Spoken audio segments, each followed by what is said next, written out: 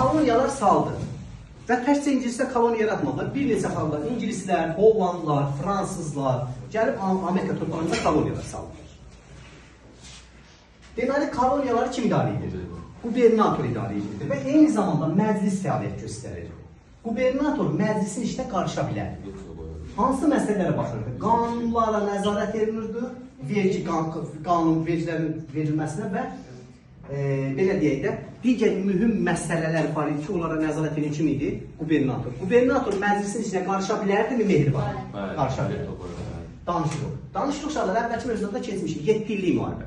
7 illik müharibə 1756-dan 63-ə qədər olur. İngiltərə, Fransa arasında. İngiltərə qalib gəlir, Kanada və Benqaliya torpaqlarını, yəni Şimali Amerika torpaqlarını İngiltərə tutur.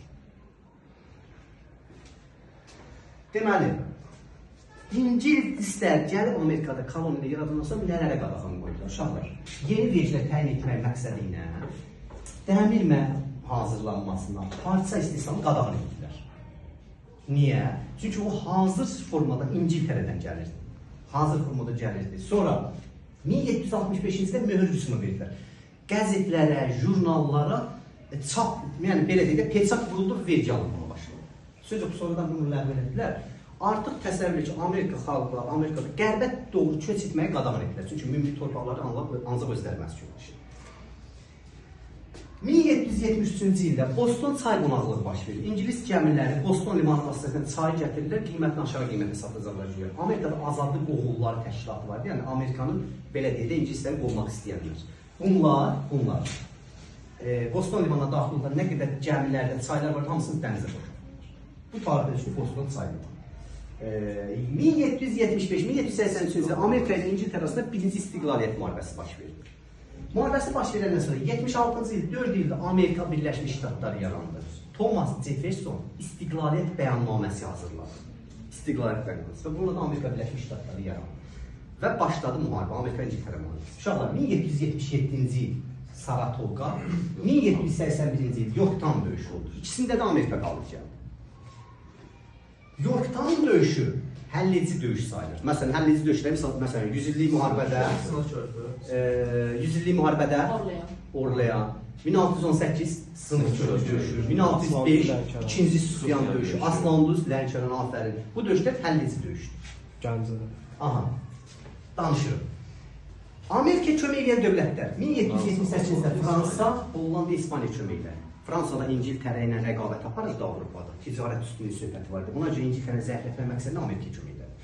Və müharibə uşaqlar 1783-cü ildə Amerikanın qələbəsi bitdi və Versal müqaviləsi bağlandı. Versal müqaviləsinə görə Allegan dağlarından Mississippi çayına qədər ərazilər verildi kimlərə?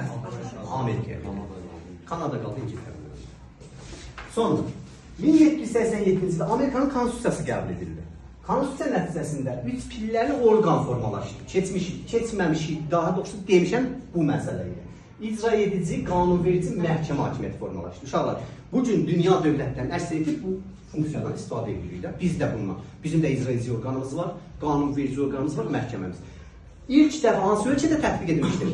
Amerikada, 87-ci ildə. İcra edici orqan olur prezident Amerikada. 4 ildən bir seçilirdi, qanunlara veto qoya bilərdi. Qanunverici orqan olur. Nə? Kongres, düzdür. Yuxarı palata adlanır Senat, aşağı palata adlanır nümayəndələr palatası və ya da icmalar palatası. Məhkəmə isə olur ali məhkəmə. Məhkəmə hakimləri prezident tərəfindən ömürlük təyin edilirdi və onlar konstitusiyanın qanunlara zidd olub olmamasına baxırlar. Sonra 1789-cu ildə Amerikan prezidenti oldu George Washington olmuşdur. Amerikanın federal hökumətinin konkret baxdığı 4 məsələ var idi. Hansılar idi? Vergi, ordu, ticarəti tənzimləmək və valyutanı müəyyən etmək. Pul vahidir də, belə deyək, bayram. 1791-ci ildə hüquqlar haqqında bir qanunu verildi.